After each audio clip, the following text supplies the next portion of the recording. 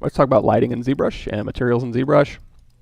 If I go to Alt R, which is my live Boolean render shortcut, you can see if I turn that off, it looks like, oh, I got all these little pegs on here. I go here, you're going to see, oh, I'm doing a subtractive mesh on all these pieces here.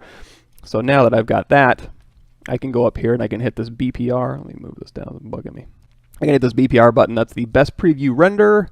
And once you do that, you can go over here to the render palette. Let's drag it over here, and we're going to go to external render is where we're going to go into Keyshot. That's going to be later. We can go over here to render properties, and we can say, oh, we have shadows turned on.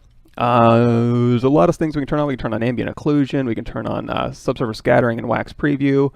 These are all things you're going to want to like bake out. On this particular one, we probably won't need subsurface scattering or wax preview, but that's available to you. You can go to render passes here, and when we hit BPR, it stores all of these render pass images into these things right here, and you can just click on them and you can export this as a PSD. So we don't have ambient occlusion because we didn't have that turned on, but now if I hit BPR again, it'll go ahead and update this render.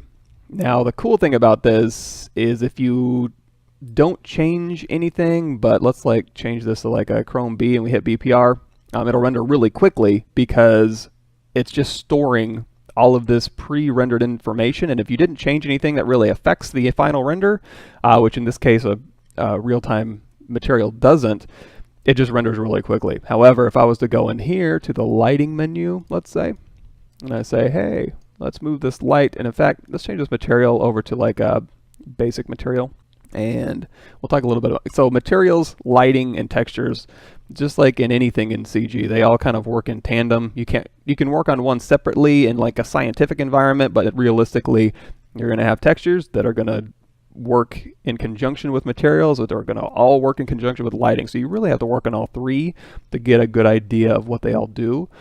We'll go over here to modifiers, and let's go ahead and take the specular and crank that up. We'll make them a little shinier, and we'll open the specular curve here, and we'll tighten this up. We'll make it a little bit shinier plus a little wetter looking.